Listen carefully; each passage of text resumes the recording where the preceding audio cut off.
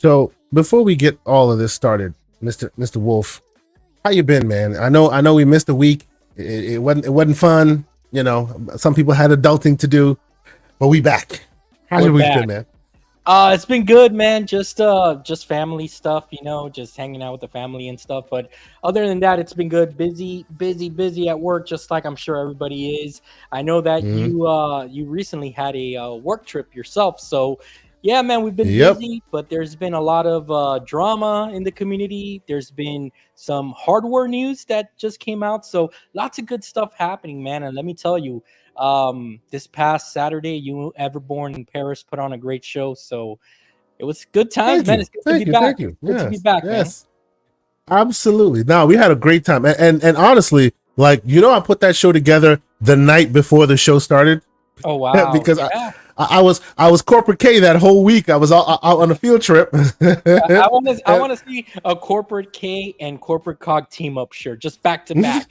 Just two muscular, gears of war. Nah, bro. Shoot. Hey. Do not even put me in the great company of that is Lord Cognito. Shout out to the man. and then like around the shirt, like in bubbly letters, you just see me.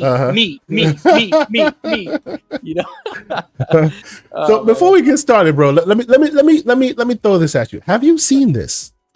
And this is a recent announcement. I don't know if you caught this, and I don't know if people have caught this, but yes. GOG Games is now partnering with Amazon Luna.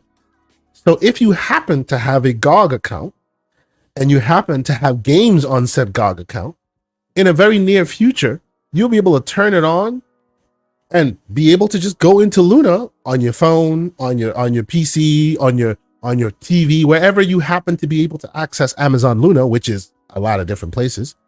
And all of your games, even if you're not a member of Luna at all of your games will be playable there. What do you think about that? I think that's cool. Let me ask you a question, and that means, like, I don't know if you've been able to look this up. Does that mean any game you have in your GOG library, you'll be able to stream it?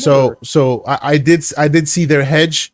Their hedge was, and if you read through, I think you can even see it in the list here. It says something to the effect of games that are in Luna and also in GOG, meaning there may be onesie twosies that are not in one or the other, and that you will not be able to play.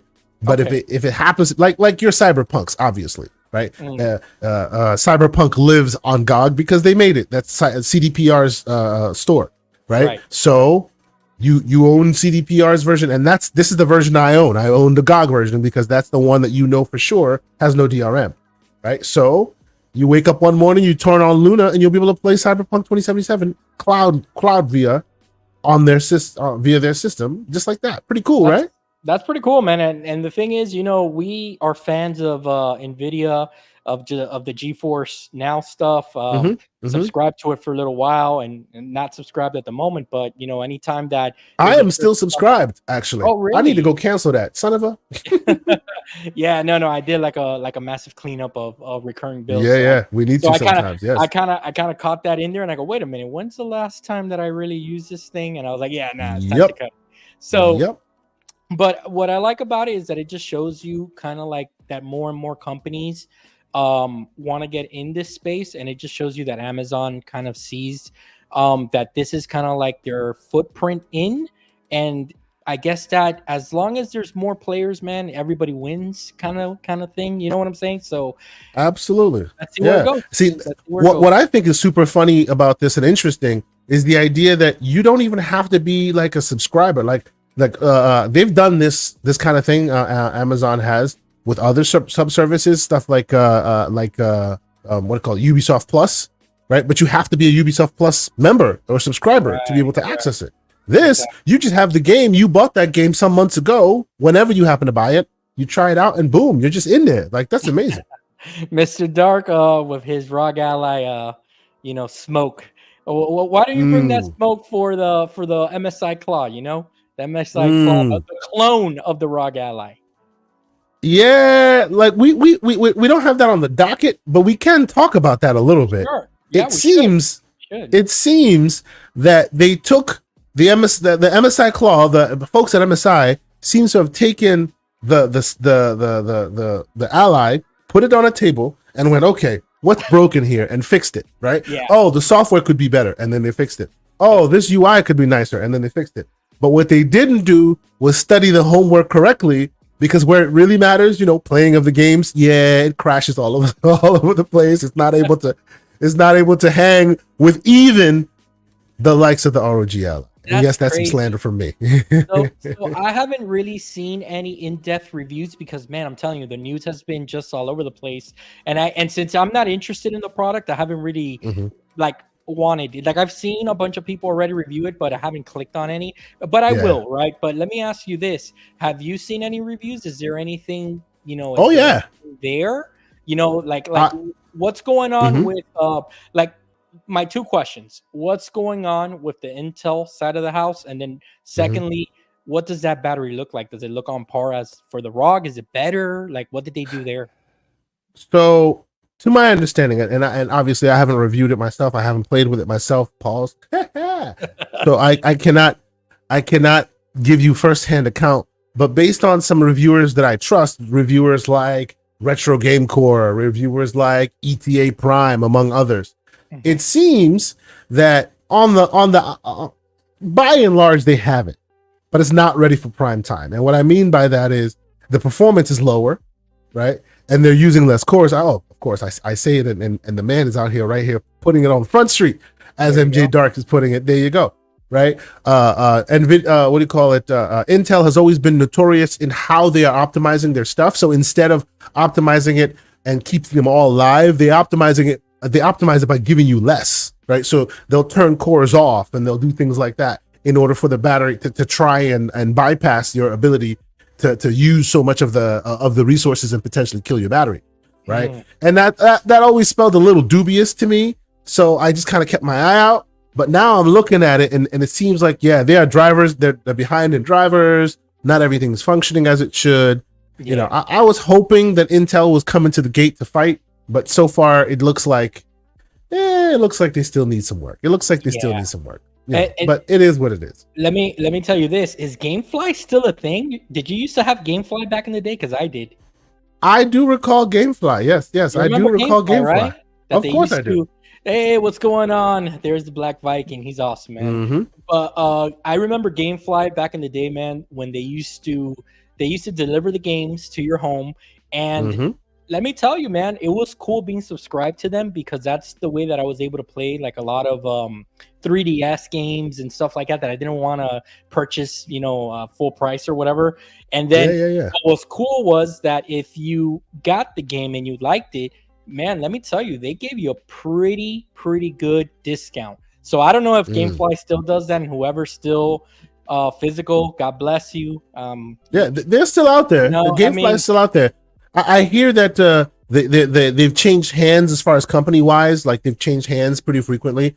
But by and large, to my understanding, they I think I saw an ad for them not too long ago. Yeah, they're still out there. Really, an ad and everything. Yeah. Wow. Okay. I thought they were long gone, but that's cool. So let me get back to you to the Claw. Okay. So the thing about the Claw is the only selling point for me right now is something so dumb.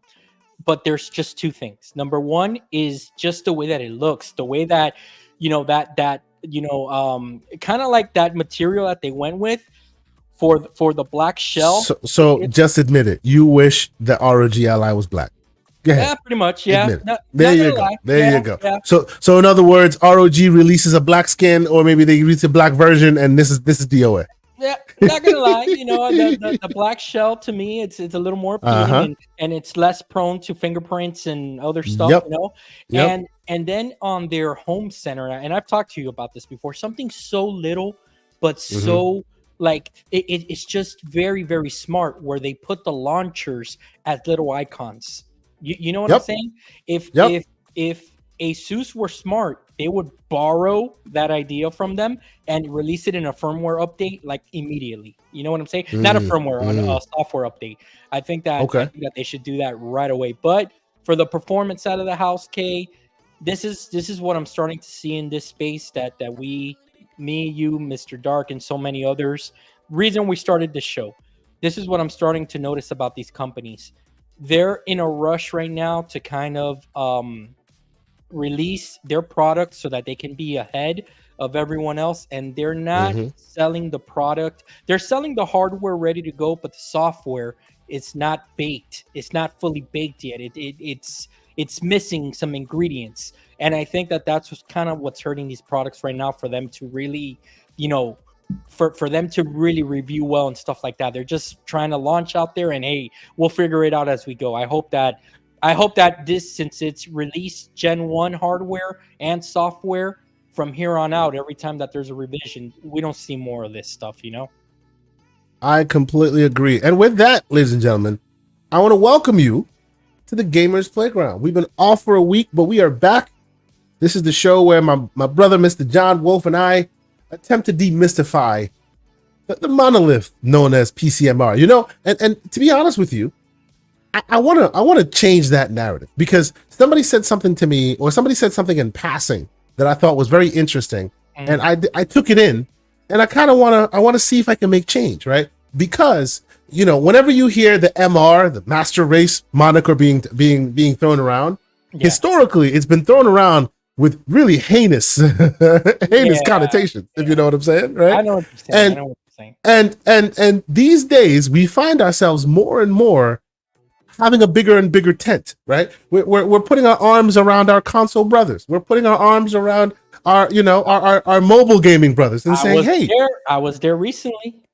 That's right. So join us, and the connotations and the verbiage, the way that it sounds when you're saying PCMR, it's a little off-putting. So I might put some time and effort into changing that MR a little bit. We'll see. Yeah. But yes. Yeah. I think that's a good idea. Yeah. Because, again, and we'll get into it, but as we're seeing, as the lines are being blurred with teraflop talk and SSD talk and this and that, I think that we're all becoming closer and closer under that uniform, So that's right. We'll get into it. But yes, so welcome, ladies and gentlemen. If you're here, we appreciate you being here. If you're a console gamer, you are welcome here. If you're a PC gamer, you know what it is, man. You here to talk some of that PC stuff, and we welcome you and we appreciate it. Yeah, if you're a Switch owner, don't worry about it. One day you'll get an 8-track. I know you're on an Abacus right now. Eventually they'll upgrade you a little bit. That was for you there, Joy. That's for you there, MJ Dark. I appreciate it. And by the way, before I even continue, I must this is a low bow. You don't see me bowing because today I'm off cam and I'm not feeling too good. I'm a little sick, but show must go on. This is a low bow to the brother, my great brother, Mr. MJ Dark, who, out of the kindness of his heart, out of nowhere, we were talking about how we should be getting into these new games. The Steam Spring Sale is on, and we'll talk about the Steam Spring Sale coming up. Talking about that soon. And while we're on the show GCP over the weekend, the man just sent me a code for Contra, the remake. Oh wow! And man, so cool, brother. I appreciate you. Thank you so much. It took some rigmarole from Green Man Gaming to get it authenticated, because their Green Man Gaming, I guess, is really weird these days with gifting stuff. But yo, that was just awesome, man. I appreciate it. I actually got a chance to try it a little bit. It's pretty cool. I know mine got lost in the DM, so resend it to me, because I think that you didn't hit. I think you forgot to hit enter, but you put the code, but you didn't hit enter. So please send it to me again as soon as you can. Okay. Indeed. So I know people are here. I see you. I see a bunch of folks in here. Appreciate y'all for being here. Oh man. He is out for the blood with the ROG Ally, man. Wow. Damn. You know I have this man is OLED, right? Come on, man. And look, Arthur 1, I'm an Ouya gamer too. Hey. No missionary status here. There will be no slander of Ouya. I actually have 2 of them. So stop the slander. I literally have 2 of them in my office. Booyah. I do. Anyway, Booyah. Yes, I do. Yes, booyah with the Ouya. Anyway. Before we get into the flop talk, because I know that's what people are here for, the talking of the flops, we have other news we want to get into, and we want you to stick with us, and this is great. You will enjoy yourself. I want to talk about some hidden gems potentially for the Steam Spring Sale. I know there's a lot of PC gamers in the chat. I know a lot of indie gamers in the chat. please, while we're talking, throw your recommendations in the chat, because I'm trying to grow my library. These are the times, if you're new to Steam, these are the times you grow your library, right? When they're having Steam sales, when games are peanuts on the dollar, that's when you buy that game that you really wanted to try out, that you have never thought to buy full price. So we're going to get into that as well. But before we do, and not to be, we're really not trying to be slanderous. We're not trying to keep boots on neck, but it just seems that Sony is the topic of conversation today. So let's start with this bit of news. Yeah. Which is that we talked about this a little while ago. Yes, we did. Right? We talked about how they were bringing the PC, the PSVR 2 to PC, hopefully soon. And I was super, super excited about it. And now it looks like they're piling up and no one's buying them. So they're stopping production. They're pausing their stock to try and get more people to buy the thing. Yeah. My question is, when's the damn price drop? Go ahead, sir. Yeah, this thing, Hiroko Totoki knows what's up. There's a combination here that's going to help this device that I own one. It's a very capable device. Is it priced to where the hardware specs are? Sure, you can say that. But the walled garden aspect of it is what maybe is turning everybody off the product, and the lack of software in terms of PlayStation hasn't really done anything exciting for the device. Indeed. Yep. Because if you're gonna at least support the device and you're gonna hold it within this walled garden, you gotta at least entice people with maybe a Spider-Man game, something. You know what I'm saying? So I think that the combination of a price drop and I wouldn't mind. Hey, send it my way.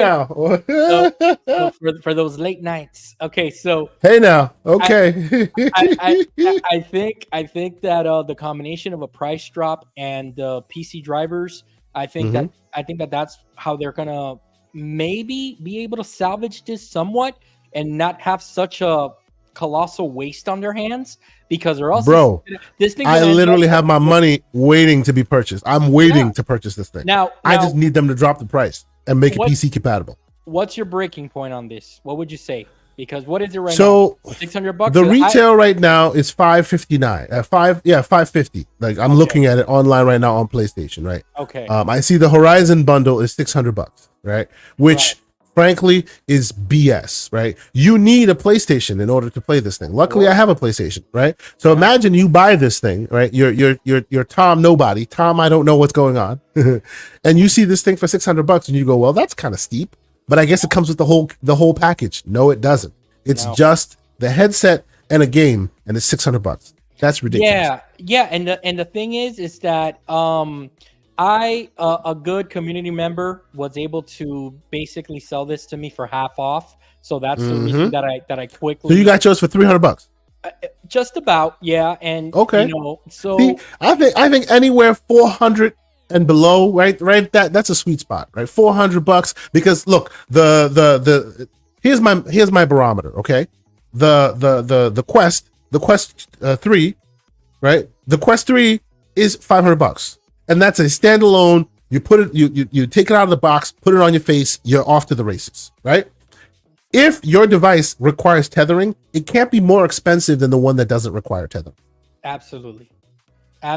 And the thing is that for a consumer, right? Like for you to walk into Best Buy and see both devices and know that you don't need the console on one, it's just, it just sells itself to a parent. You know what I'm saying? That's looking to buy VR for their kids and stuff. Like they're looking at the Oculus and they're like, this is what? How much is Oculus? $400? They're like, it's $400 on one shot, or it's $1,000. It's a no-brainer at that point. Yep. You know what I'm saying? Yep. So I think that the combination is going to help it out, or else it's going to end up in the graveyard with ET. So we'll see. But here's the thing, right? I am still waiting to buy this thing. I just need them to do right by it, right? I want to buy this thing. I am happy to buy. I'm eager to get my hands on this thing. The problem is I don't want to pay $600 for a walled garden product, right? So you have to break the walled garden, right? But even let's assume you don't break the walled garden immediately, right? Let's assume you break the walled garden eventually, like you promised you're going to eventually do. In the short term, though, drop the price. If you drop the price, make it $300-400, then I'm okay playing it in walled garden mode for a short amount of time while you then give me more capabilities, right? If you told me it would never go there, then I would never buy it. Like, but you've already told me eventually it'll come to PC, so you got my attention. Drop the price, then I'll buy it now. That's why I think they need to do like a kind of simultaneous kind of announcement that okay, the drivers are ready and we're dropping it. Yep. Even if they want to stay a little steep at $400 to $500, you know, they'll be able to get away with it because the tech is that good. But again, like they need to give that incentive to the PC player to want to get in there, because again, at that $500 range, $400-500 range, I don't think that's really gonna bring over any more players that aren't buying it now. I don't think that's not a impulse buy price. You know what I'm saying? Absolutely. This is my problem, right? It's not an impulse buy price, A, and B, it's behind a walled garden. Yeah. Right? And the people who are more likely to buy your stuff are anti-walled garden by and large. That's so true. you're gonna have to do something about that. But yes. That's true. So I saw this and I thought it was interesting, but you know, I'm still keeping an eye on it. Go ahead. Yeah, what got me to bite was obviously it was two things. It was a combination of Resident Evil 4. Resident Evil 4 is one of my favorite games of all time. And I saw that it was coming to the VR, and I saw someone advertising that they were selling it, and I'm like, hey, what's the price? And we worked it out, and at that price I was like, I'll play some Resident Evil 4 in VR for that price. So that was kind of like my breaking point. Yeah, there it is. Yeah. I think, look, I want this thing to succeed. It won't succeed in the way they want it to succeed, which would have been like, walled garden console gamers accessory. That's already kind of like been, that dream has been dashed, right? We see that, but it doesn't mean that it can be a waste at this point. You put it on PC, you make the price a bit more cost effective, you will see this thing move more units, right? It's not going to be like the thing that people buy all like in droves this holiday, but that was never going to happen. This is VR we're talking about. I just want to know, like, and I don't want to, carry this along. I just like the last question I have for you is, what were they expecting? Like, what did Jim think was going to happen with this product? Because I think that if they would have been like your like our good friend Everborn was kind of suggesting that he would think that they would surprise and shock everybody with the price on this thing and take a hit. I love taking his knees for that one. That was a great one. I do think that he did make a lot of sense. Not to business sense. But this is the point. He made sense. He didn't make dollars though. There you go, and that's the problem, right? That at the end of the day, it needs to make financial sense. But the thing is that I don't know what they thought was going to happen here. You know what I'm saying? Especially going head to head with a very competitive meta on this. Meta was going for it. You know what I'm saying? Yeah. And it seems and it seems like these guys were just tippy toeing around it. So it's showing. Yep. The Absolutely. Yep. So, okay. Another side story that I saw that I found pretty interesting that I wanted to bring to the PCMR contingency.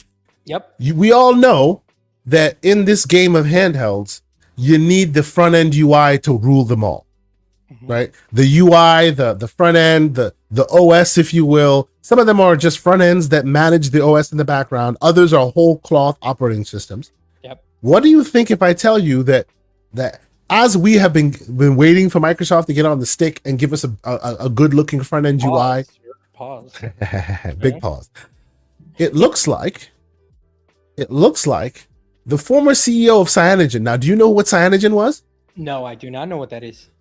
Cyanogen used to start off as a mod, Cyanogen mod, and it was the first real big replacement ROM for Android phones. So if you don't like the Samsung Cruft, you don't like how simplistic Google is or whatever, all the various incarnations of Android, if you didn't like it, you could go to Cyanogen mod. And they started off as just a grassroots effort. Hey, we just want to make this thing work. We want to make something nice that we can just throw on our own phones. and it got so good that they got professional. They had a whole company. They became Cyanogen, like the company. It was amazing. It was amazing. And then obviously, as the Android world has matured and everything else, there's not as much need for Cyanogen as it used to be. So it's kind of died down. But for a long time, CyanogenMod was the definitive ROM. Like, you know, if you're a power user and you want to do more with your phone, you throw whatever crap is on your phone off of it, you install Cyanogen, and you're off to the races. So hearing that he, the former CEO, is planning to release a platform agnostic gaming operating system. Yeah, that's interesting. Now you have my attention. Right? Here. Exactly. The same thing they did before. We're going, we don't like this, we don't like that. And now they're like, screw it.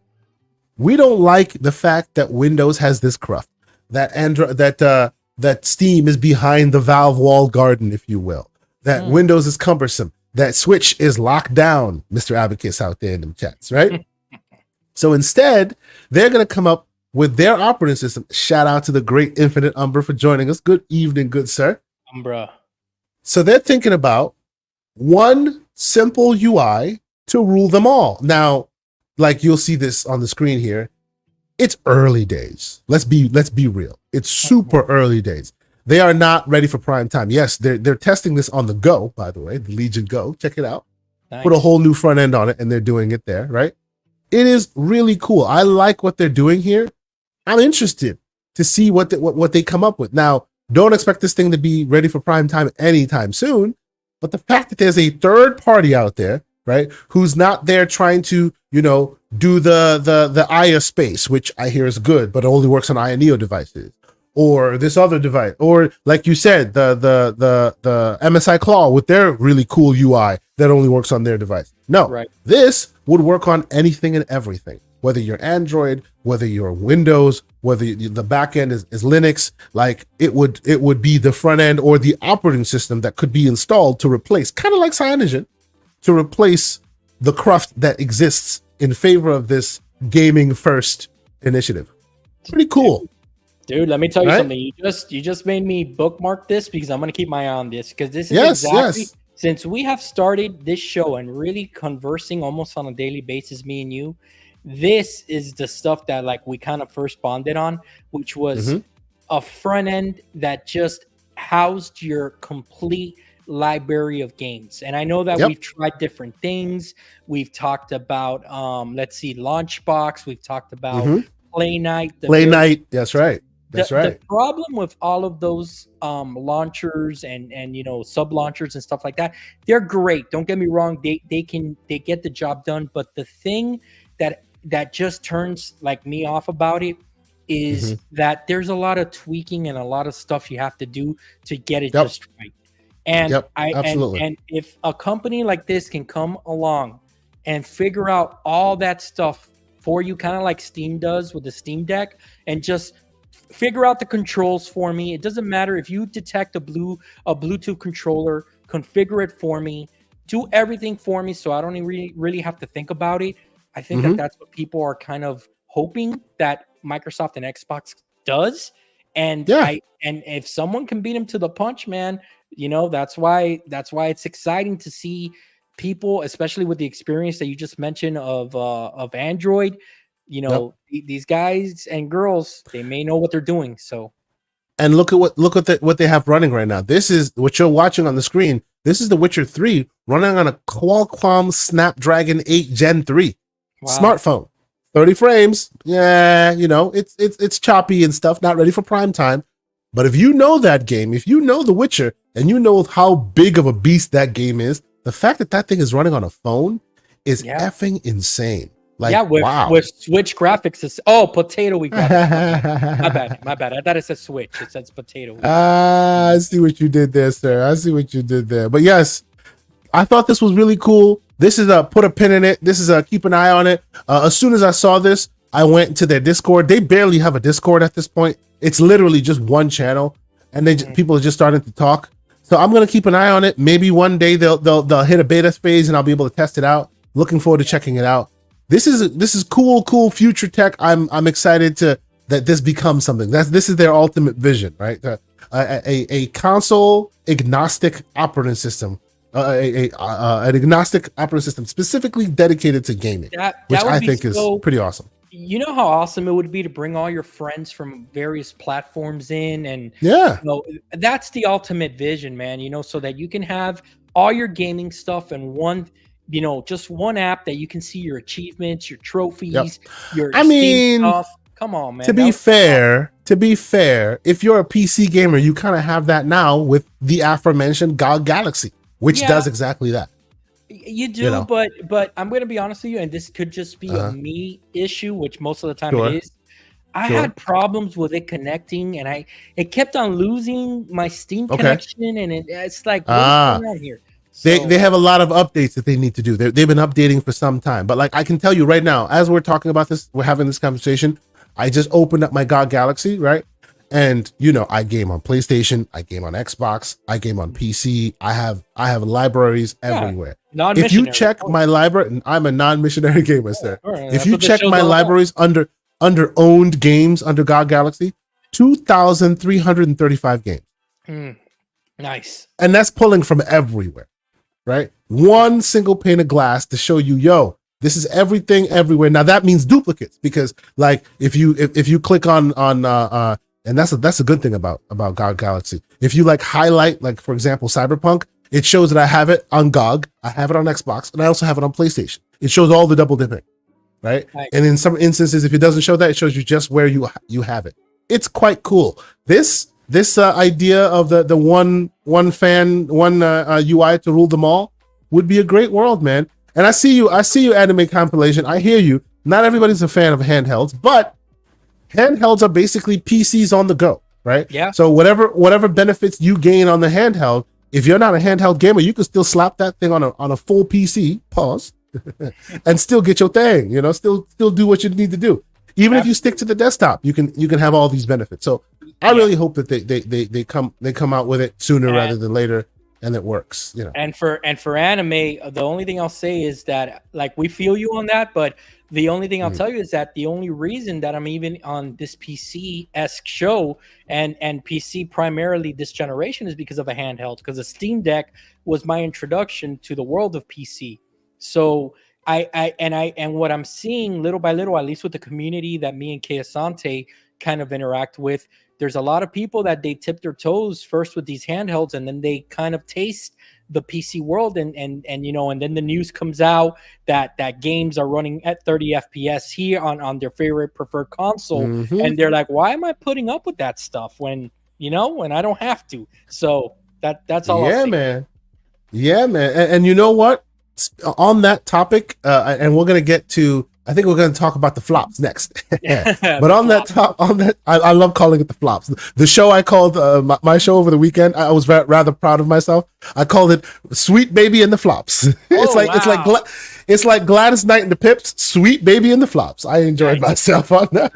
Now, are we talking about like the flops, like LeBron James flops all over the court? Oh, stop it! Now you're being a hater. Now stop being a hater. It's all about Jordan. If anybody out there knows this, Jordan's to go. Like, that comparison. Calm down, man. Stop. Calm down. Don't do that. LeBron is great. Don't get me wrong. He's up there, but he ain't Jordan. You gonna get the youngins after us, man. You gotta calm down. Anyway, facts are facts. But yes, so you were talking about like what PC can do and all that. Do you know what I sometimes forget? Because I game so much on handhelds these days. I have my ROG Ally with me. Sometimes I have my Steam Deck in the bedroom. I take my A1 Pro on the go. So I'm always gaming in that vibe in one way, shape, or form, right?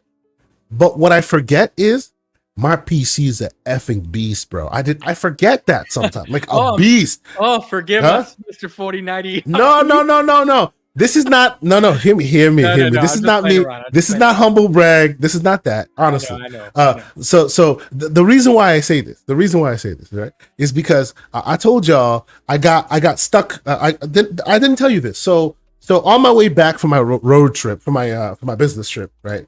A trip that should have taken just like 2-3 hours ended up taking me the whole day because they kept delaying flights and something wrong with the plane and this and that and the third. I hate that. So I stuck in North Carolina for like almost 5 hours. So whip out the old A1 Pro and start gaming, right?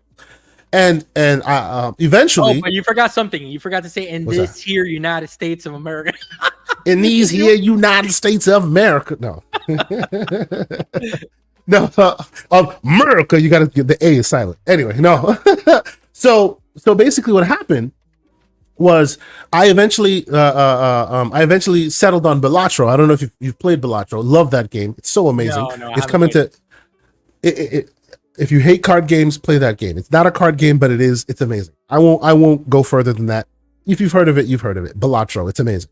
Needless to say, I started playing. First, I wanted to try and play Astral Chain, right? Astral Chain, great game. I have it on the Switch, right? Bought it some years back, and I just don't like it on the Switch because it just looks kind of crappy and it runs like kind of. So, as you do, I put it on the A1 Pro, right? And I put it up, places elsewhere, and I started playing it there. Now on the A1 Pro, it plays great, right? It plays real smooth. Sue you. Hey! I am not the one going to download binaries. I have my Gen 1 Switch. I have my Gen 1 Switch that I can dump. I still have it here. If y'all need me to show and prove, maybe I should actually do a tutorial on that. But then again, of course, the ninjas will come after me. Never mind. All I said is the name of a new emulator. Yeah. It's called Sue You, and I keep on seeing things about it. That's all I'm saying. Yes. But needless to say, I played it on. I'm playing Astral Chain on the A1 Pro, and it's good and it's fine and it plays great. And I'm like, I'm enjoying myself. That game is really and then something. When I came home, something told me to play it on the PC. I have not done that on the PC. Okay, man, I went 6K. Oh wow. 6K, 60 frames per second, and it is butter. Like, wow, so good. And I'm just like, why am I not playing everything here? It's crazy. Wow. Like, you know what you can do also that I do on a regular. Let me give you. Let me add a little bit of spice to your meal here. A little Latino heat here. How about this? Whenever the next time that you're in the mood, but you want to play on a handheld, but you still you sound like Deliverance. Yeah, but you still I'm sorry. Let's go.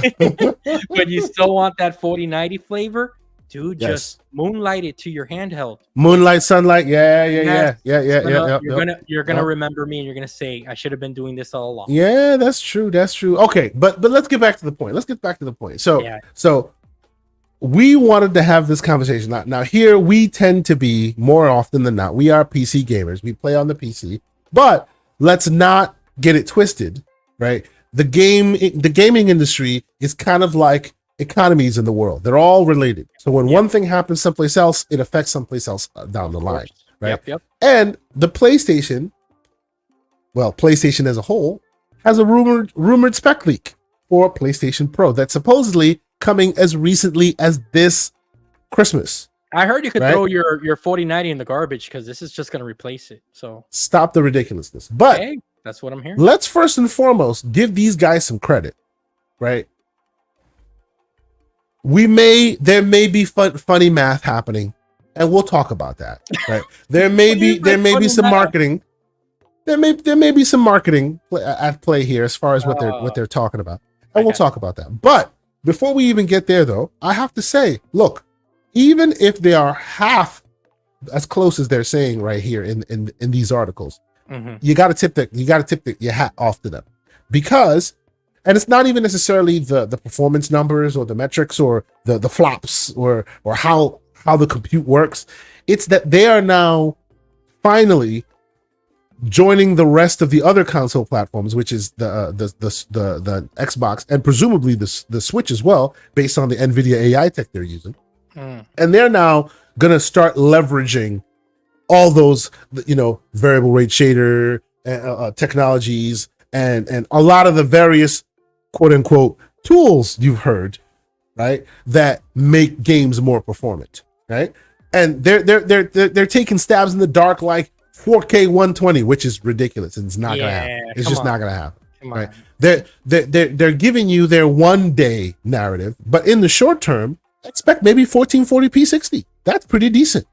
Yeah, I think that, like, if there's something that we've learned, and we'll get into, I'll let you get into the numbers now because you're the numbers guy. This is a thing, and we learned this. We should start learning, right? As we get wiser and older, and we keep on buying these consoles and PC graphic cards and stuff like that. As this is what I've come to the conclusion. You tell me if you agree with me or not. If they slap on the box 4K 120, the only reason that they're doing that obviously is for marketing reasons, but it's because there's one indie game that can do it. So they can put it on the box. Well, okay. That 8K stuff, like every time anybody says 8K, I have to remind you. Yes, it's true that a game can hit 8K, but I don't think anyone said rendering at 8K. What game? I don't think any game, like, and they didn't say that. I think people just assumed that they said 8K on the box. So, oh my God, they're lying. And yes, they're being hyperbolic. Yes, they're saying they're doing some shady conversations there. But at a cursory glance, right? If you want to take them at their word, they could be saying, hey, if you are one of the few people who have 8K TVs, this device will work on your TV, right? Doesn't mean it'll render at 8K, but right? The Series S renders sometimes at 1440p, but doesn't mean you can't plug it into a 4K screen. You know what I'm saying? I just think that they were just saying that the output of the HDMI is capable of reaching, like, it's upscaling to 8K if you have an 8K box, an 8K display, right? That's just me being Pollyanna. That's just me being a devil's advocate and taking them at their word. You're giving them the benefit of the doubt, right? Because I'm giving them the benefit of the doubt. Yes. I guarantee you that there's people out there. Hello, I was one of them not too long ago, right? That will see that 8K on the box and immediately think that the PS5 is capable of doing 8K. And I guarantee you that there are youngins out there, okay? Yes, I'm old. I'm going to use that word. They're probably teenagers in high school and middle school that are bragging that their PlayStation can do 8K. Like, oh, I got the PS5 and it could do 8K, and I was playing. Well, but you do realize at that level, that 8K level, so can the Xbox. It's just outputting to 8K and upscaling to that screen. And frankly, so can the Series S. Plug a Series S into an 8K TV and you will see it plastered on the screen, right? Now, what will the rendering resolution be? What will it look like on that size screen?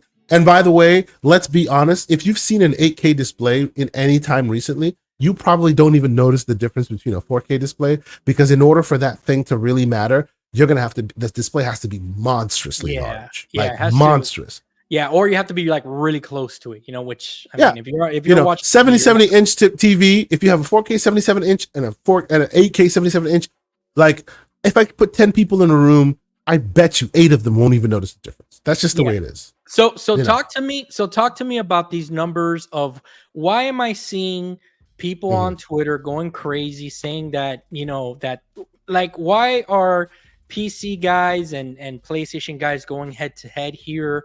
Why are PlayStation guys thinking that this is, you know, such a great upgrade? Is it something that you think is going to pay dividends? Like, where's your mind with this? So Anime Compilations asks a very pertinent question. Do we think this machine can run what do you call it, a GTA 6 at 4K 60, right? The question is, will it be 4K or 60? Because it won't be 4K and 60. That's the problem, right? You'll be able to do 4K, or you'll be able to do 60, right? Or 4K. Yes, 4K, not native. You'll be do 4K or 60, right? And what I mean by 4K, I mean, you know, AI related upscaling. It starts at a lower resolution, and then the AI scales it up to hit the resolution that you want it to hit. But the actual render resolution will be much less than that. Now, to answer your question, to answer his question directly, do I think it'll hit that threshold? I don't think so, because of its CPU, right? Its CPU is exactly the same CPU that the PS5 has, and it's just been clocked a little higher. I think by 10% it's been clocked a little higher. They were using Smart Shift to do the whole back and forth CPU GPU game, right? And that's how they were able to kind of keep pace with Xbox before. Now it looks like they're actually trying to hit that mark, but when they hit that mark, right, you're still at that lower, like you're still running the same PlayStation 5 CPU. Now, no one's saying this the PlayStation 5 CPU is a slouch. No one's saying that the PlayStation 5 itself is a slouch. I think the PlayStation will more than be able to run GTA 6 comparably, but not at 60. And the reason why is because the PlayStation 5 was not built with anything but resources in mind. What I mean by this is, the best way I can describe it, I've described it, if you heard me say it before, forgive me. I like to use analogies, so I'm not sitting there telling you about floating points that nobody can, I'm not trying to burn your brain. What I mean by the way, by the PlayStation 5 capabilities is, what Microsoft did was, they gave you performance, and then they gave you offset technology to then make use of said performance. So you get like sample feedback streaming. You get like variable rate shading, right? Technologies that only let you, and we've talked about VR before, where you have like foveated rendering, where everywhere you look is where it gives the resource, and if you're not looking there, it's not putting resources there. That technology is also in these consoles, right? So if you give it a good bump, exactly. If you give it a good bump in technology and not make it like a decrepit, not make it an abacus from day one, and you also add those smart tools to the mix, and they're able to use it, then you can foresee that it can hit really good heights, right? Problem is, PlayStation 5 up until now just gave you a resource pool and said, have at it. They didn't give you the smart tech that Xbox did. And what's the issue here? If Sony doesn't do it and only Microsoft does it, Sony has the bigger pool. So it's not advantageous for developers to use those smart tools because the biggest pool doesn't use it. You understand? Yeah. No, I understand completely what you're saying. So now, it makes with sense. the Pro coming out and them using more, and they have their own bespoke methods of getting it done, but it is rumored that they are now going to start doing more of that, right? So it's not just Gen Pop, use it how you will. No, they're going to start, they have cores specifically for ray tracing. Do we know that ray tracing used to be software-based ray tracing this whole time? That tells you how powerful the PS5 was. Software-based ray tracing, and it's still performant, right? But now they have hardware-based with specific cores dedicated to that. So now, if you have a machine that uses ray tracing, or if you have a game that wants to use ray tracing, there's more a chance that you will get that across the board because both of them have that capability. They may not be doing it exactly the same way, but both of them have that capability now. So you will be more likely to see that stuff in your game, which trickles down to the PC gamer as well. And that's the reason why I want to give these guys credit, because we have had all this insane tech in our 4080s and 4090s and our 30 series cards forever.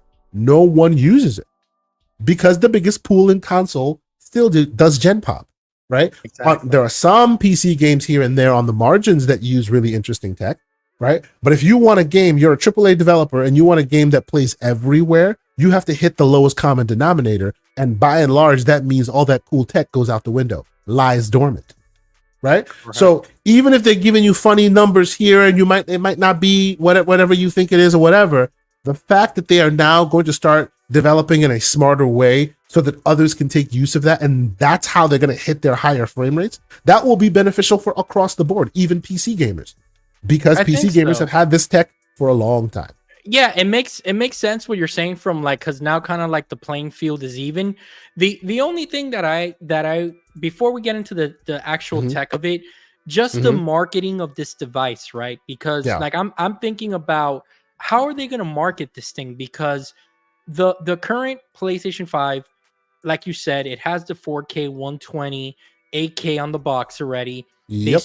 They sold in 2020. They sold us these next gen consoles as 4K machines, 60 standard. We saw that wasn't necessarily the case the further we got into the years. So what if you're PlayStation, how do you market this to people? Because obviously this is for pro users, for power users. What do you tell them? It's for me. But what do you tell them? Because the PS5 was already supposed to do all this stuff. Yes, so absolutely. I think that we're that's the problem. Wiser here. I think that now the consumer. Well, I hope so. I hope so, because if the consumer is wiser, they will not buy this thing. Yeah, I will recommend that you don't buy this thing. And while I give them credit, and I will give them credit, you heard me give them credit, and I will continue to give them credit, but I will say do not buy this thing. Why? Because the series, the One X exists, right? And as Everborn Saga has said, and I will co-opt, history doesn't repeat itself, but it rhymes, right?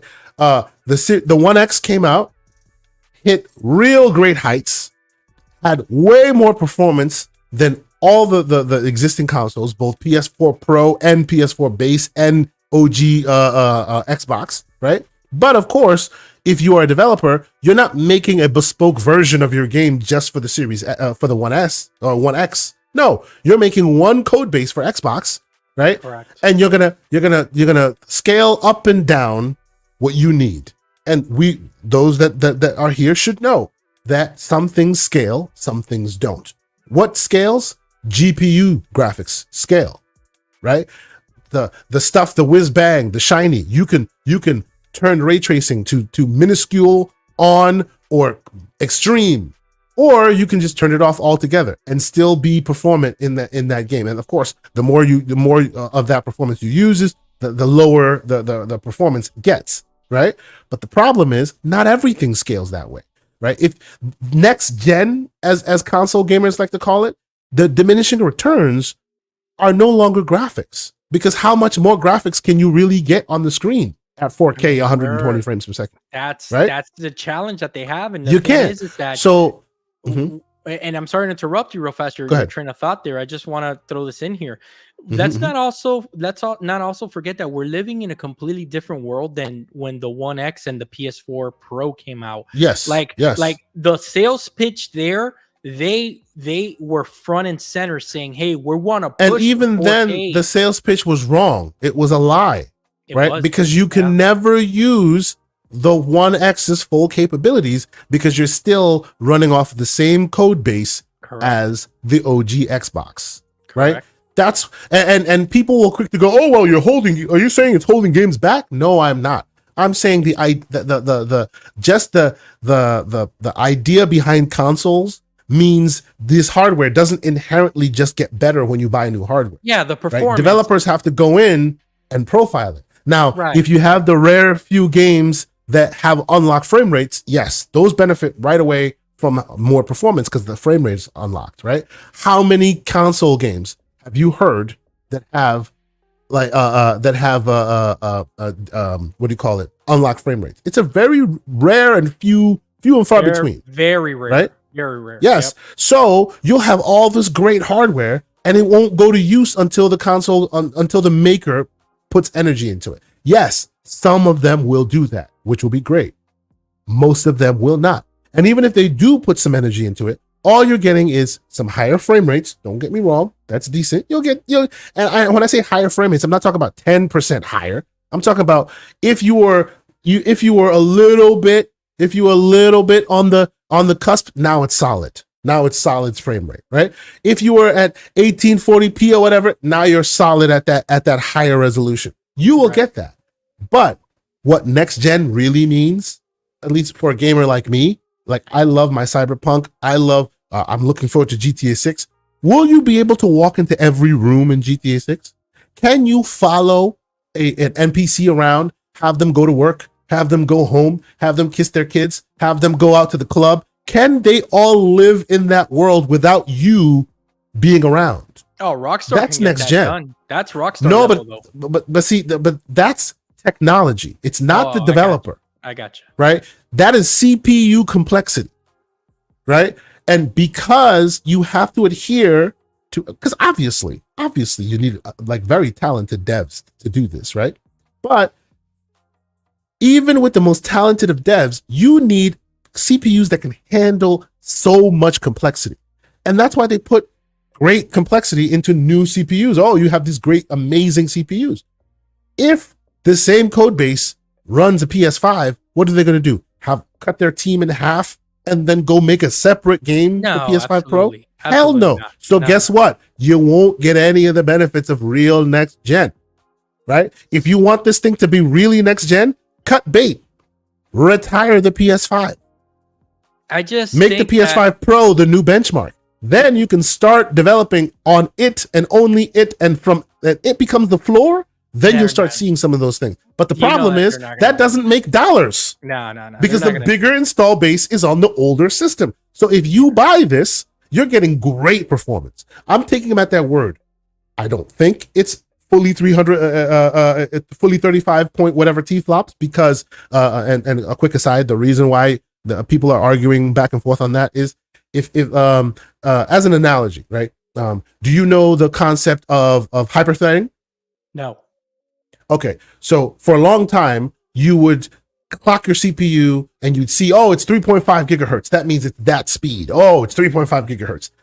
You have how many cores? You have, you've heard that. 4 cores, 6, you've heard 6 cores, 12 threads. Have you heard that? Yep, I've heard that before. Yes, because at some point they realized that if you just keep putting more cores in the mix, what you're doing is you're getting diminishing returns. You can't put enough on the die. You're making things hot. So instead, they split the workload and they add double the threads. Meaning, instead of think of it like ants.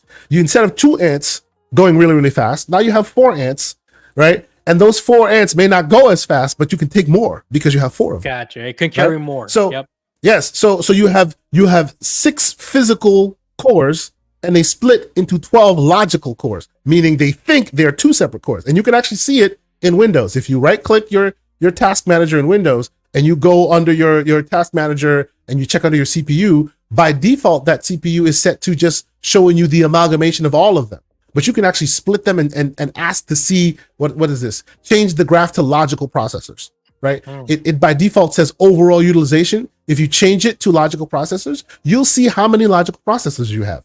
I have 1, 2, 3, 4, 5, 6, 7, 8, 9, 10. Like it shows you all the logical processors. I have what do you call it? 24 cores, and I have 32 threads. So the 32 threads means 24 physical cores on there, and they've split it so that it can do more with the same amount, right? That's the same issue here in a certain way. That's why people are complaining about the way these things are calculated. They are duplicating. They're multiplying the resource usage, right? So it's not actually. But who's doing that? Is it Sony it's the way it's the way excuse me. It's the way the AMD counts it's the way the AMD calculates their floating point, right? Okay. Since they can do more with the same, they're counting it double when in fact it's not double, right? It's not, but it can do more because they're in the way that hyperthreading allows you to do more. They're kind of they're co-opting that technology here, which, don't get me wrong, it's not just marketing, it's not just fluff. It does more, but it gives you a weird number that's not really it's not. But let's even take all that aside. Let's take all that aside, right? It's just, don't even worry about that, right? Imagine, take them at their word. Imagine it's 33 T-flops, it's able to hit such heights, right? Great. Unless they cut bait, and from now on, you develop from that base, which is the Pro, right? They always have to account for the less performant machines. Of course. And not everything scales to higher performance. Some things can, some things can't. So you're always going to be beholden to the weakest link, which in this case would be the PS5. Isn't this though what people were complaining about the Series S though for the longest time? So the reason why the Series S is not the same is because Microsoft were smart and they thought about that. CPU scales. CPUs don't scale. GPUs do. So guess what? The Series S has the same CPU as the Xbox does. That's correct. As the Series X does. You see what I'm saying? So if you have these complex worlds you're trying to build, the CPU's clocked down just a little bit, right? Because remember, CPU handles both resolution as well as the complex timing. And Microsoft, in their infinite wisdom, decided that, hey, this is going to be a 1440p, 1080p box. So you don't need that much overhead to hit 4K. So they clocked it down just slightly. But by and large, that CPU architecture is exactly the same as the big dog. Yeah. So you won't miss a beat. Yeah, and it looks like historically the only games that have caused it, like the developer some issues, are these tethered games. It looks like that's really the problem that the Series S has had many times, and you've heard it, is memory constraints. Right? There you go. Look, look, the people who built that thing were very, very, very smart. They built it a certain way for a certain reason, right? Yes, they give you less memory, but then RAM, yes, they give you less memory, but then they let you offset that by giving you tools to not need as much memory if you use it. If you use it, that's the key there. You see what I'm saying? Yeah, and we've talked. But by and large, what do they do? What do they do? They leave all those tools alone, and they develop a gen pop method, meaning the more you have, the more you go, right? Hey, I have resources, so I use them, because that's how PlayStation has always done it.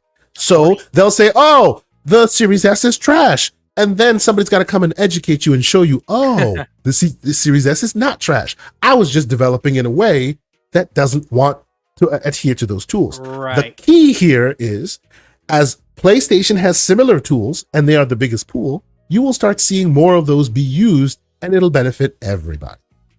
What I want to know just real quick, just like how Baldur's Gate 3 discovered 33% RAM optimization, and then everybody benefit. This is what welcome. How you doing? This is what I want to know. Mm-hmm. Yeah. If we're not gonna bring it into the console space here. We're gonna talk about this device versus graphic cards, okay? Because that's that's what's being talked about out there, and that's the debate that I'm seeing. Okay. What I want to know is this, because I've seen a lot of people throw numbers out there. They're saying that this is going to be compared to a 4070.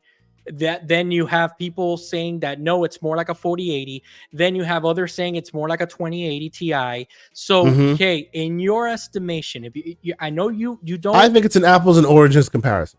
Okay, I think it's an apples and oranges comparison. Why do I think it's apples and oranges? Because you're comparing just one graphics card to a full system that is profiled just for it, which is very weird, right? I wished I live in a world where PlayStation or Microsoft would sell you 4090 levels of resources and then also spend all that time profiling for it. You would see the most amazing stuff you've ever seen in your life. I agree with that. Because let's be honest here, our 4090s, our 30 cards aren't being used to their fullest capacity. No, they just aren't. They're not. Right? Because the lowest common denominator in PCs are still like 1060s and stuff, right? Exactly. So they will always, because they're trying to make everybody happy. They're trying to make sure everybody can play, right? So why hit the highest height and then leave all those people behind? That's ridiculous, right?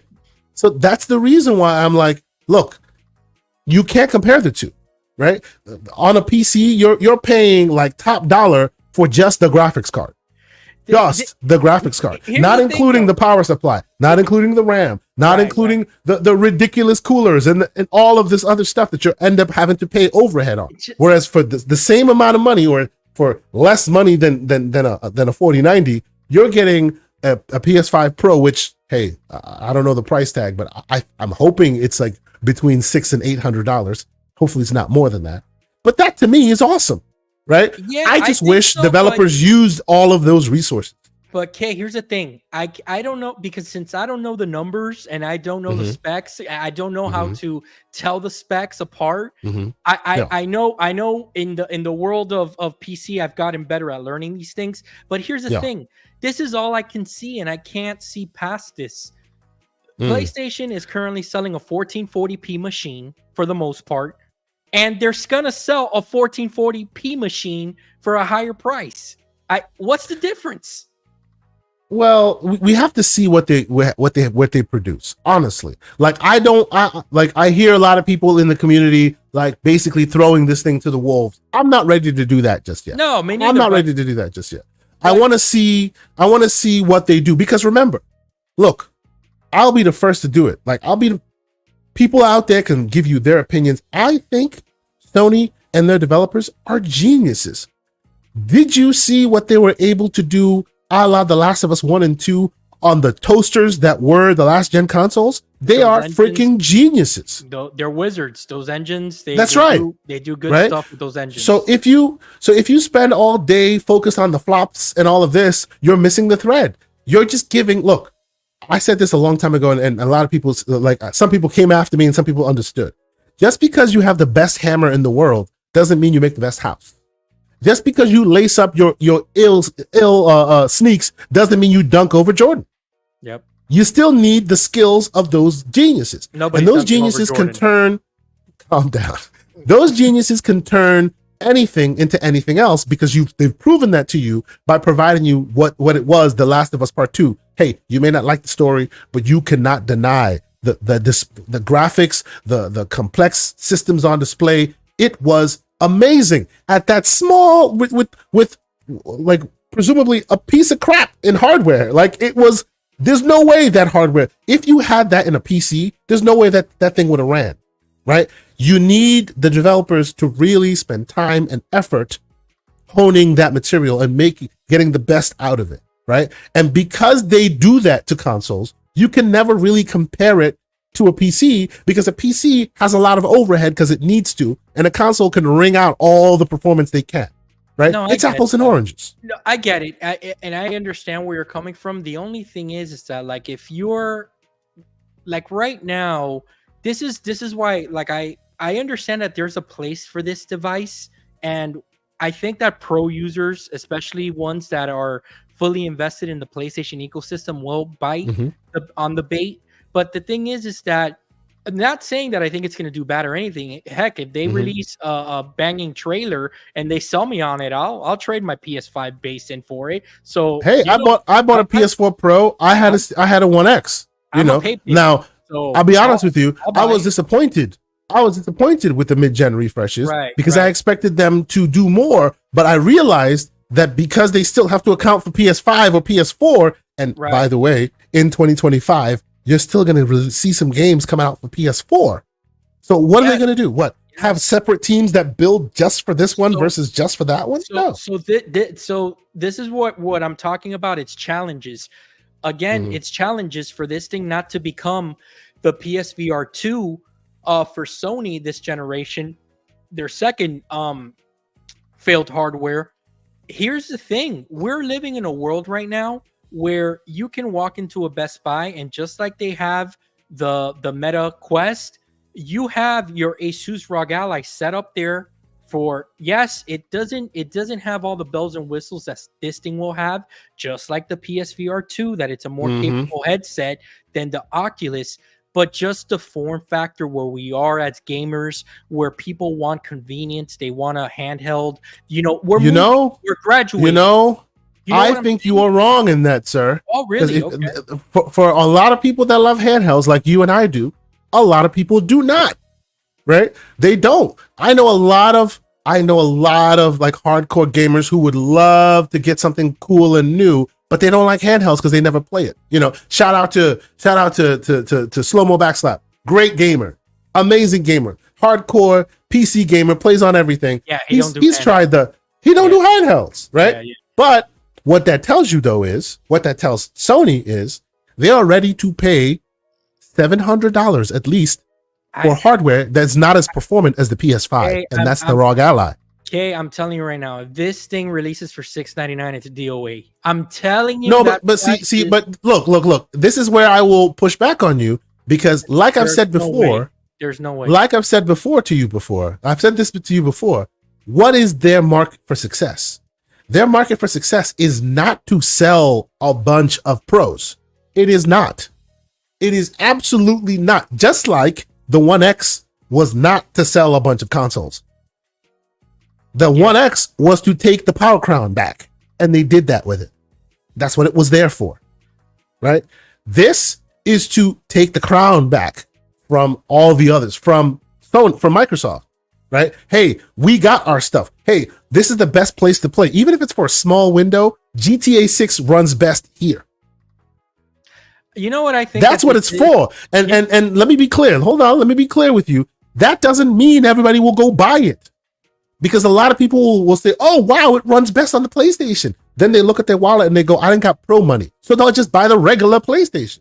It is a marketing tool. It is something they can use to show off while you still use your old or buy the old console. It's not there to sell out.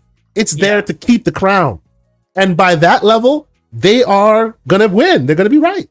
No, I think I like what you're saying. The only thing that I'll add to what you're saying is that this device to me is exactly what the PS Portal is.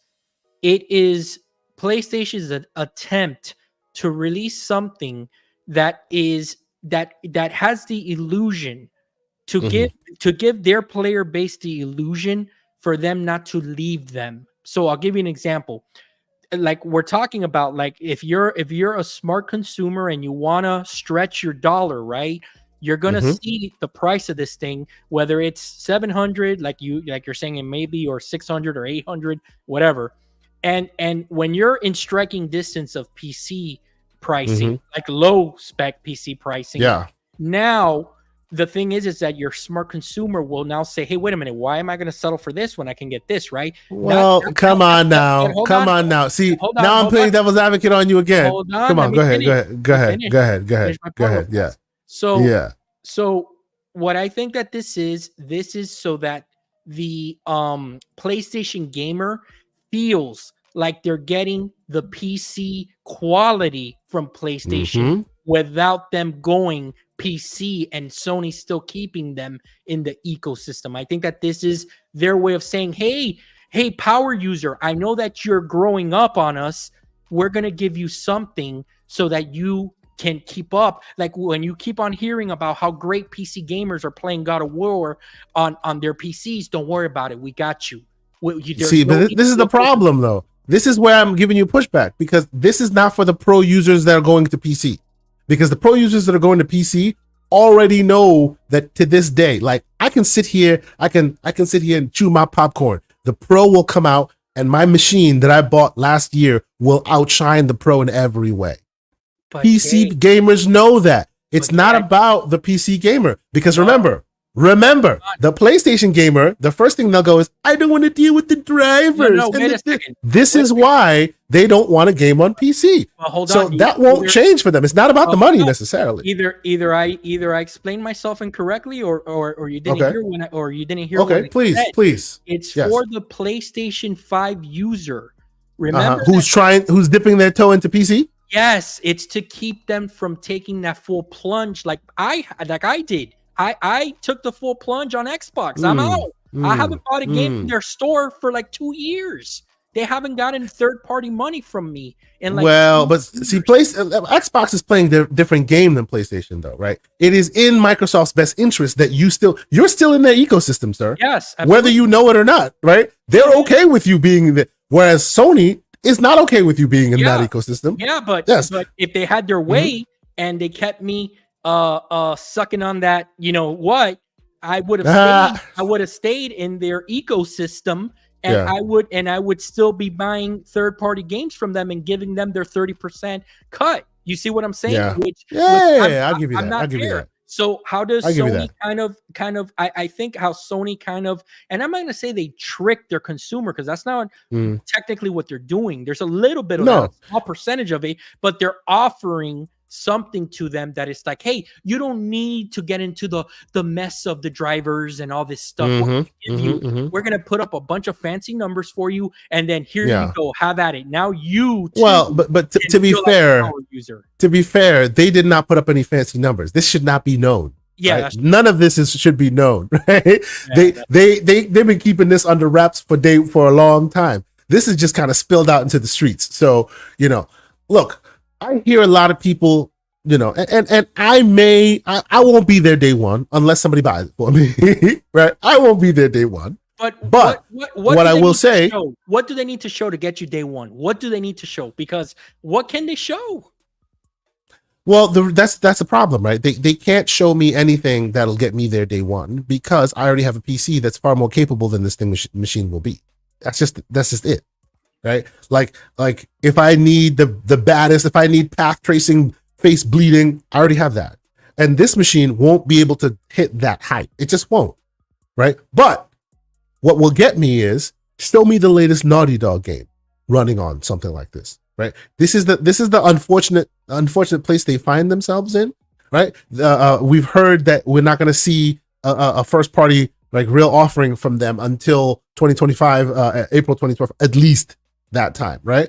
So when this thing comes out, what will they use to sell that vision? It won't be something that they made. And if it's something they made, then they would take the time and the effort to make it shine, because that's what they're good at, right? If you had a game coinciding with the release of this hardware, you could convince a lot of people because it won't release on PC, it won't release anywhere else but on this device. Now, again, the realistic situation is they won't really use that hardware to its fullest fruition because they're not just releasing it on the PlayStation 5 Pro. They're releasing it on the 5 and the 5 Pro. I know. The chances are, what's the game? What, GTA 6? No. The game that's going to launch with this thing side by side is going to be Starfield running at 60 frames per second. I mean, I wouldn't be. Look. You're laughing. You're laughing. You are laughing. But I would not be surprised. I'm not saying launch with. That'd be ridiculous. No. But you will see this running. No, I doubt that. You will see this running, and I wouldn't be surprised if it ran at 60 frames because, as I've said to you, I sorely believe that the Xbox can run it at 60 as well. It's just it wasn't built for that day one. They were building it for the Gen Pop crowd, and because of that, they didn't use the tools. I want to do two things with you, okay? And okay. nothing on the line, just a friendly handshake bet, okay? Nothing on the line. Give me a price for this, and give me what game they're going to show off with this.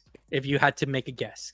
I mean, the game is easy. That's GTA 6. It is GTA 6. It is 100% GTA 6. Now, can they afford it? Who knows? Because money's tight these days, and what do you call it? Take-Two is going to want top dollar, right? Okay, top dollar. So you're saying that the marketing push, the marketing will go, yes, will be GTA 6, and maybe a surprise drop. It won't be AAA, I doubt, but maybe a surprise drop. Maybe like the robot game. What's the name of that robot game that they used to sell the controller? Astrobot? I forget the name of it. Astrobot. Maybe an Astrobot update or something. Something cool and interesting. By the way, and I'm not an insider, and I have a prediction. Give me a price prediction. Okay. My price prediction, I'm going to hedge my bet and give you a price range. I'm not going to give you an exact price. I'll give you a price range. And you can tell me if I'm off base. I think it's at least ROG Ally price. $699. Okay. All right. Or $650. $650 to about $850. That's my range. Okay. So this is what they're gonna sell this thing with. And by the way, Starfield at 60 FPS, that's gonna be on this thing. Okay. Now, that's not gonna be the game that they show it off because Xbox, I don't think that they're dumb enough to do that. So it's just gonna be in there. It's just gonna be, hey, you're gonna be able to play this game. The one that I think that they're really gonna use to push this, it's gonna be the Venom DLC for Spider-Man 2.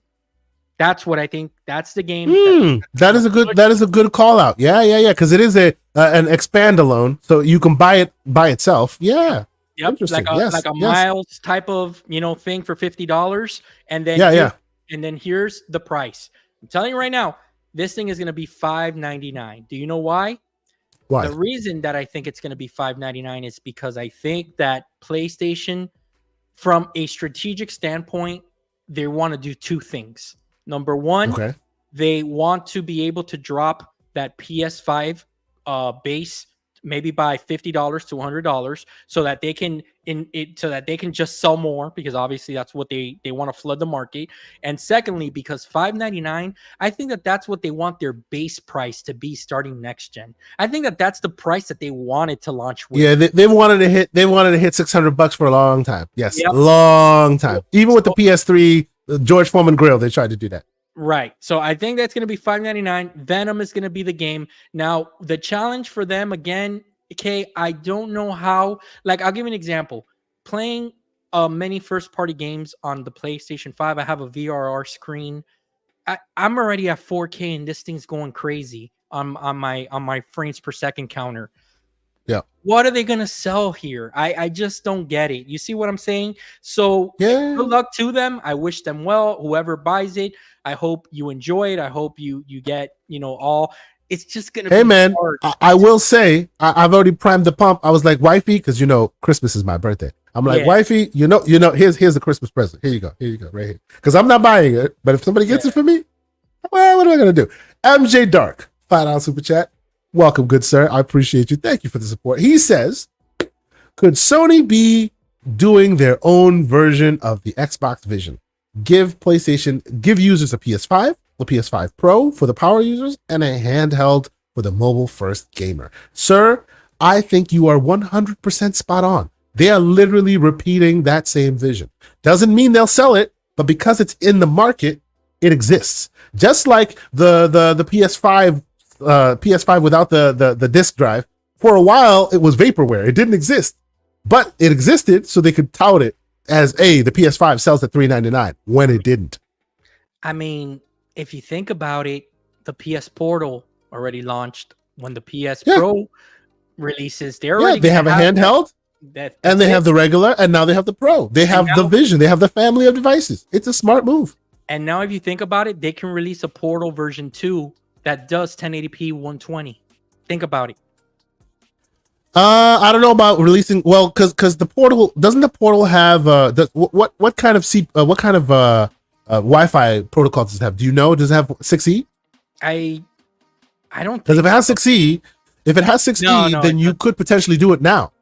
Yeah, no, I don't know, because I think that the screen I think it's spec'd out at 60 FPS. Oh yeah, the screen's spec'd out at 60. Yeah.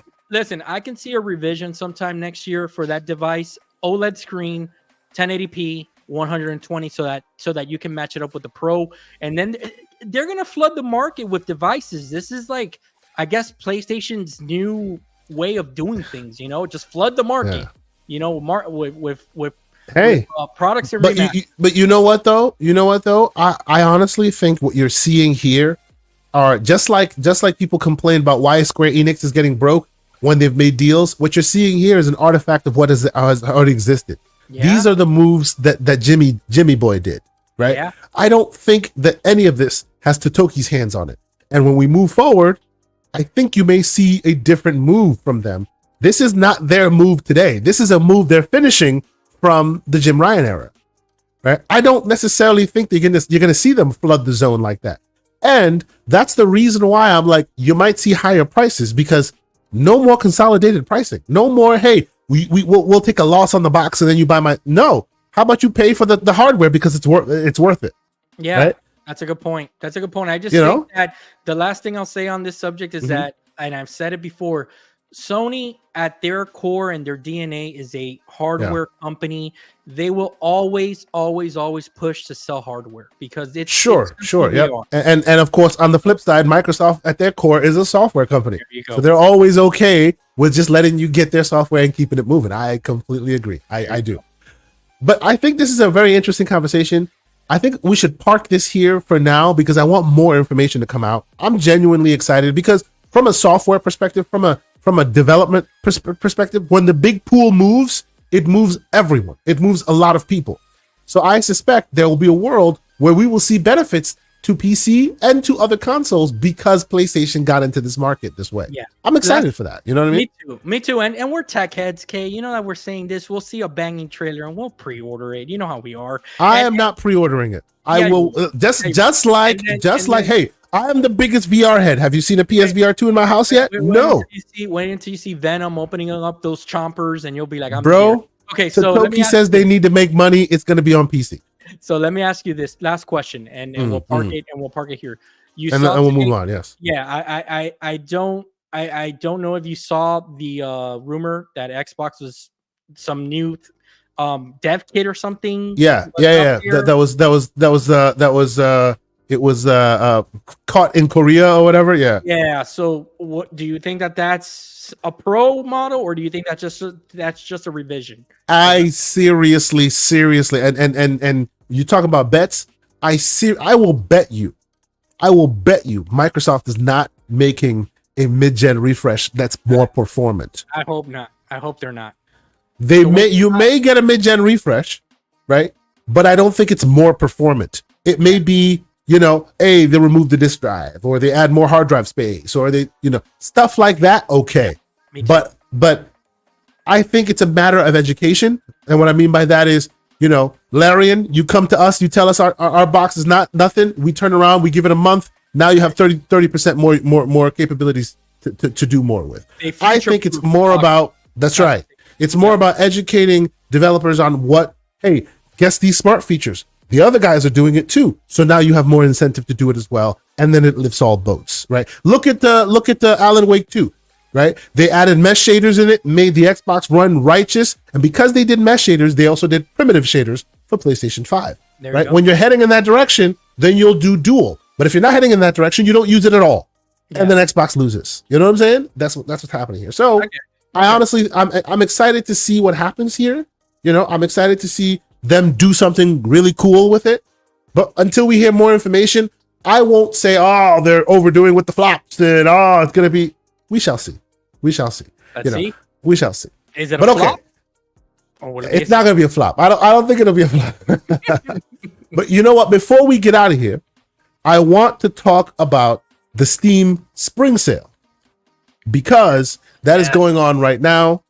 Have you picked up anything yourself? Because I have. I have picked up a few things. You know what? I will let you kick the ball off. Sure. Tell me what you've picked up. I will load up some screens and we'll share some of the cool, interesting gems that we think people should get into. And they are peanuts on the dollar right now. So what you pick up?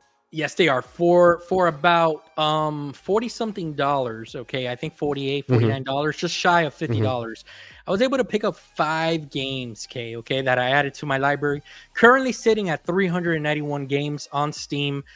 Guys, I started gaming on PC about 2 years ago. This is where the value of PC gaming really is, the performance and the low cost of games, right? And I picked up Judgment. So I'll say this real quick. Sure. PC gaming is the Tesla of gaming. And what do I mean by that? I agree. A high upfront cost, and then you never got to look at a gas station again. Whereas on PC side, higher upfront costs, and you never got to pay full price for a game again. Exactly. And then, on the console space, they're going to charge you to use controller features, but let's leave that there. So I picked up the Judgment collection, both part 1 and its sequel. I also picked up, I'm looking here, give me a second. I also picked up a game that I had on my wish list for a while. It's called Natsuki Chronicles. That is kind of like a top-down shooter, with the little ships that you're shooting everywhere. I love those games.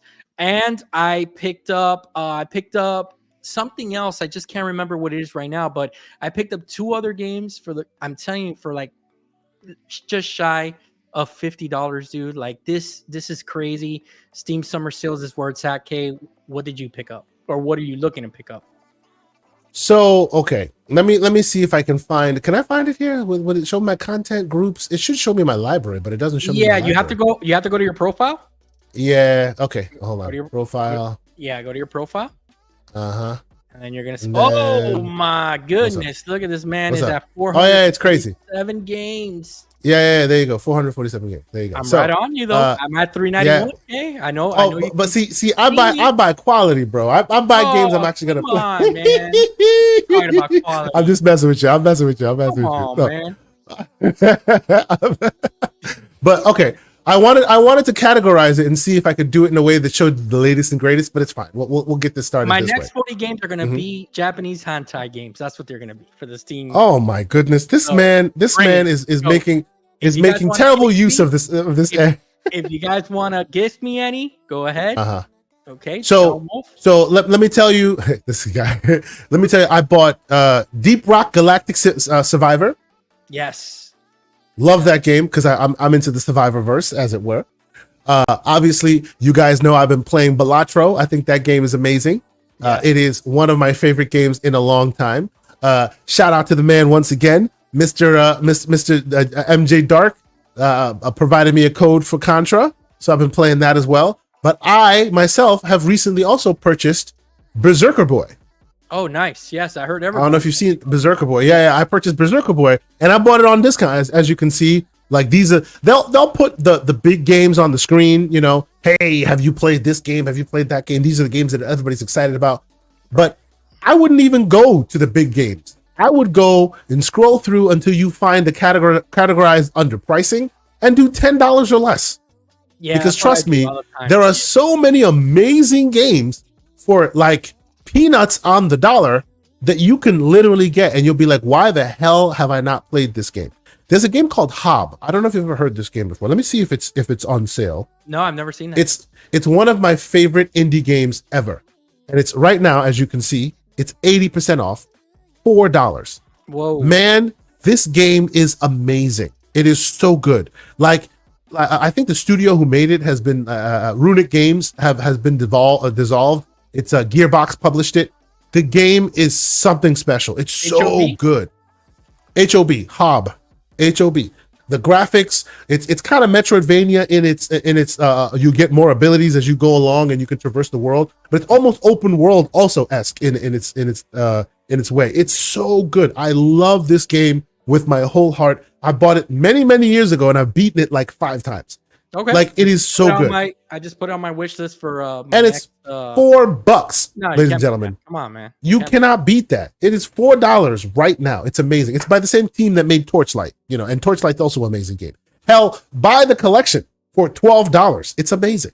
Oh, right? I know what I picked up. So I picked up What'd you pick up? Okami. That's what I picked up because I didn't. I like Okami. I had it for Xbox, but I didn't have it for PC. That's what it was. Yeah. It's really good. And Hob is also on console. Like if you haven't played it on console, you can play it on console as well. But I bet you it's cheaper here than on console because consoles don't tend to go that cheap. But you know what? Let's do a bit of poking around. Mr. MJ Dark, I see you in the chat. He's always about the hidden gems. So if you have some hidden gems you want to share with the people, please do. We'll showcase those. But I went to this mega thread on Reddit and just hidden gems, games that indies, games that people would love that you wouldn't know you want to play. Blast Brigade. I just saw this. Yes. And graphics, style, I was like, yo, sign me up. This game looks amazing. The art style is pretty cool and interesting. I don't know if MJ Dark, you've seen this. You tend to be up on the latest and greatest and all the cool things going on. I really love this thing. It's fun. It's cool. It has like a interesting style to it, and it's cheap. That character looked like Risket. Is that Risket for the biscuit? Oh, listen to this. It's $20. Demos out right now. Give it a shot. It's pretty awesome. There are many other games. I'll actually, you know what? I will put this. I'll put this thread in the DM in the chat there. If you have a chance to check it out. What you got? There's one game if you scroll down that we've talked about on this show that it needs to be on everybody's library. Like this is what's it called? Keep on going down. You're gonna see it. You're not gonna miss it. You're gonna know exactly what it is. Right. Shadow Complex Remastered. Yes, sir. You know it. But you know what though? I have a trick for you for Shadow Complex. Go and download the Epic Game Store. I'm out. If you download the Epic Game Store, you get Shadow Complex for free. It's in there. I'm gonna hit you because Shadow Complex was made by Epic Games. Stop with that. I'm gonna give you the bro. I'm gonna give you the bro. Come on, man. Yes, you can buy it here for $15, or you can get it for free on the Epic Game Store. But okay, y'all, you'd rather pay than download yes an app. Any day of the week, twice on Sunday. And then he calls other people missionary gamers. Oh, it's Lord not a mission. Hey, as long as you're gaming on PC, I'll call you a troglodyte gamer. That's fine with me. I mean, if you guys want to go ahead and and download a horrible launcher, go right ahead. What? It is not a horrible launcher. Shut your mouth, man. You're being ridiculous. You can't even change your profile pic, but go right ahead. Go ahead. Oh. Because you really need to have a profile pic when you're playing a game. Save your $15. Go ahead. Sure. But yes. And this is an NSFW game. We don't want to do that. Let's see. NSFW. Look at that. Hey now. There you go. Yeah. So hold on. Let me. There are lots. Hold on. Oh, stop it. Hold on. Cosmic Bit. Okay. I've actually played this before. This is also very cool. It's very indie focused, very indie style. That looks NES style right there, dude. But look at the price. Oh my! You see what I'm saying? Like, and if you're about the fun, right? You're about the fun. You're not about the bleeding gums graphics because you can have that too. But this game is super fun. I really enjoy it. I enjoyed my time with it. Even that game will last about 6 hours on the Asus ROG Ally, and that's saying something. Exactly. TDP sipping. Absolutely amazing. So honestly, I think more and more people should try it out. Get on that Steam sale. One thing I actually haven't checked out, but I think might be big on the Steam sale right now. Usually during the summer sales and the various sales they do, they give you the collection, like a whole collection. So like I bought every single Hitman game all in one collection for like under nice. $20. You know, stuff like that. So there are so many like amazing, like here we go, franchise. Look, Elder Scrolls franchise, right? The whole Elder Scrolls franchise up to 75% off, right? The whole Fallout franchise, right? They make one $10, one $6, one $6, like together you're paying under $20 for the entire franchise. Amazing sales, right? Sales that I don't think you'll ever see on a regular console. You know. Yeah. Oh, and by the way, have you seen this? This game is one of the best. Yeah. It's dripping with so much style, and it's on sale right now for what? 20% off, $20. $5 off. Look at that graphic quality. Look at the it's like it is an acid trip. It is a painting. It's amazing looking. Every time I see this game, I'm like, why am I not playing this right now? It does look cool. It's insane. Yeah, it does look right. Cool. So check it out. Lots of amazing games out there, and many of them have demos. Right? You could just go click on it, download it, you know, try it out. Try it on your ROG Ally. Try it on all your handheld devices. El Paso Elsewhere, a game that people are considering for Game of the Year. That's right? The Max Payne-like game, right? That's the Max Payne-like game. I'm That's gonna put right. that on my wish list right now. Hold on, El Paso. Yeah. Also on sale, El Paso Elsewhere, only $16, 20% off. You know, you can go in here, say I want just like deals, and then categorize them by the best deal to the worst deal, and then you'll get all the really good deals at the top. Lots of great games here. 50% off the remake of System Shock.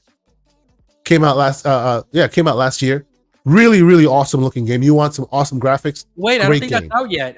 No. Oh yes, it is. It's out yet? Is it? It is out, sir. Oh wow! No. But yeah, came out last year. Dude, I had no idea. Oh yeah. No. Yeah. For sure, I gotta put that one on. Came out last year. Yep, put it on the list. System Shock. Yep, it is amazing. Like people need to jump in, try it out. There's so many interesting games to check out.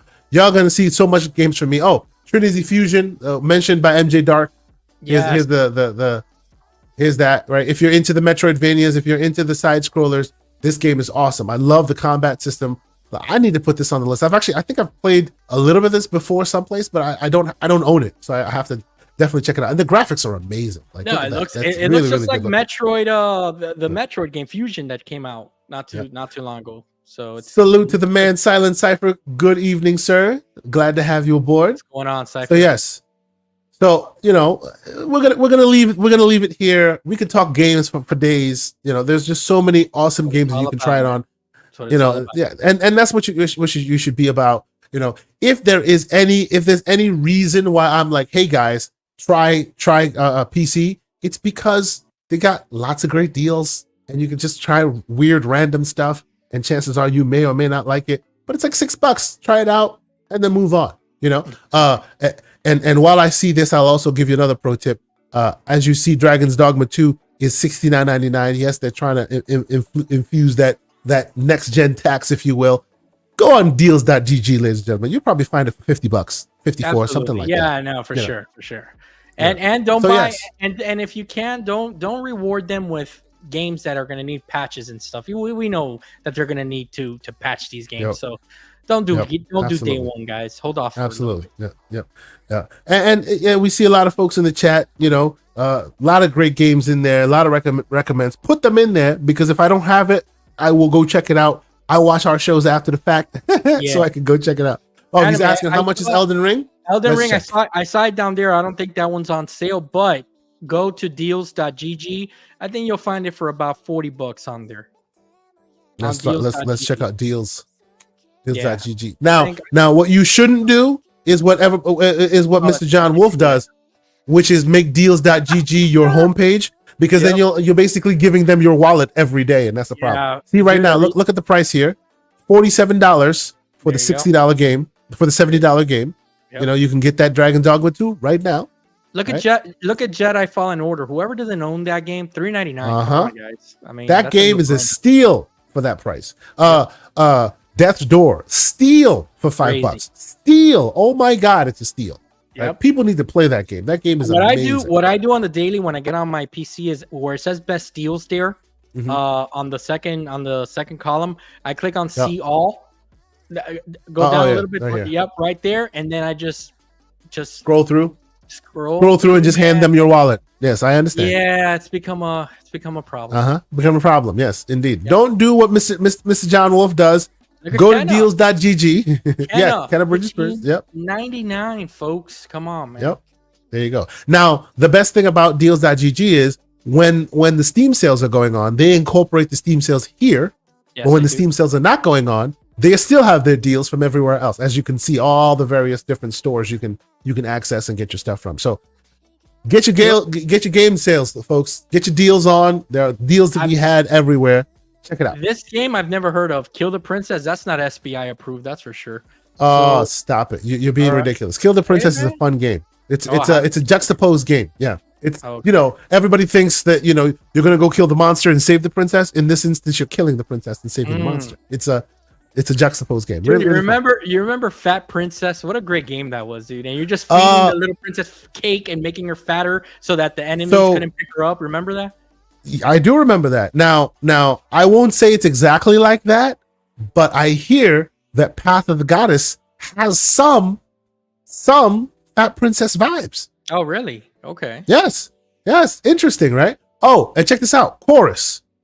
I don't know if you haven't played Chorus. Chorus, yes, amazing game. $3, bro. $3. Wow. Insane. $3. Just come on. That is a no-brainer, right? Come on, Dark. You know that when you go into the eShop, you could barely load the front page. Come on, man. You're cut it out. But yes, more people should be playing these games. Of course, I bought this game at a quote-unquote deal for $30. Now it's $7. Yeah, that's right. And you still haven't played it, I bet. Oh, no, I played it. I like it. I like the story. The story mode is fun. I really enjoyed the story mode. I like the cool animation, the anime art that they throw on top of stuff. I think it's pretty cool. It's just I could have waited and got it for $7. Look at Scarlet Nexus, $7. Yep. $7. Scarlet Nexus is a great game too. Great game. Yep. Yeah, man. You can't go wrong. You can't go wrong, guys. So I think we'll end it there. If you haven't played these games, play some of these games. If you find some really cool deals you think that are awesome, some games that we haven't talked about, some games that you want to talk about, let me know. Find us on Twitter. I am K Asante, TKO Asante, on all those places you want to find me. And of course, you can find Mr. John Wolf also at X John Wolf X, as you see here.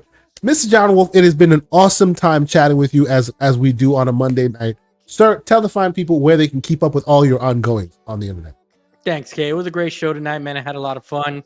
John Wolf, like you mentioned, on X and across all platforms. I use the same username. Keep it easy.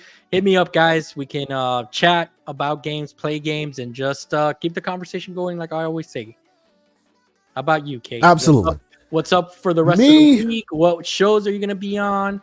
What you got planned for this weekend? I know you got a big show. I am nursing a bit of an illness. I have some sinus pressure. I'm going to go take some medicine. Hope you feel better. This weekend, oh yeah, I'll feel better. You know how it goes when you have little ones under 10-year-olds around. The cooties, they spread. It is what it is. Oh yeah, they're nuclear weapons. But this weekend, so Wednesday, you will most likely catch me on Prime Time Gaming with Mr. Boomstick and friends. We'll be talking all the madness that you know. It's gonna be awesome to always chat with Boom and friends. Can't wait to talk to Hargeet. Talk about all the speeds and feeds. I'm enjoying that conversation. And of course, this Saturday, GCP is live. And this Saturday, I will already preempt it because I already got the confirmation from the man. I hope it's good. I will double back with him. He was early. He was on the show a little earlier. He was in the chat. The Black Viking will be joining us this weekend for the conversation. So nice. It should be cool. I'm looking forward to that conversation. But yeah, man, we're trying to, upwards and onward. We want to talk more with developers. We want to talk more with lots of different folks, in the community. If you want to be on, if you feel like you're interested, holla at me in the DMs. I'm always open to it. We're always ready to chat. Ooh, before we get out of here, I am holding a contest. It's a small contest, I've already seen some numbers. If you are a what do you call it? A Starfield gamer, and you go hard on that Starfield, pause, show me your numbers. Take a screenshot of the Xbox app. Show me your numbers. If you have the most so far, the biggest numbers I've seen, I think 72 days. What? Holy shit, dude. 72 days. Are you kidding me? 72 days, bro. 72 days this person No, has been that playing. person, dude, Bro. that person is just turning it on in the morning, going to work, and coming back. 72 what? days, bro. Insanity. Yes, That's but if you can match them numbers, hit me up. The biggest number I find, I will send you a copy of Vasco. Yes, the Funko Pop that got released. I got 2 of them because I was like, hey, man, I'll get one for myself, put it on the shelf, and I'll get one that I can give away to the community members. So you're going to be giving it away? Why don't you wait for the sending PS? it to, yeah. Why don't you wait for the PS Pro to come out so that you can give the PlayStation Nation a chance too? Because they're going to probably be playing Starfield later this year, right? Y'all two are just messy. You're busy talking your mess. He's busy talking his mess in the chat. And we're almost about 2 hours in. So it's time for us to go. The definitive version? What's that? I, for one, am excited to see what PlayStation releases because that moves all games forward. Because, you know, eventually their games come to PC. And if those games are optimized for cool tech, that means we get cool tech as well. Exactly. So keep it moving, PlayStation. Let's go. Now, the special edition is going to bring a Vasco skin that's literally the PS Pro. Okay, we're done here. Ladies and gentlemen, it's been fun. No more slander. Have a good week. Peace. I'm gonna go get me some chamomile tea and try to nurse my throat here. Pause. Good night, everybody.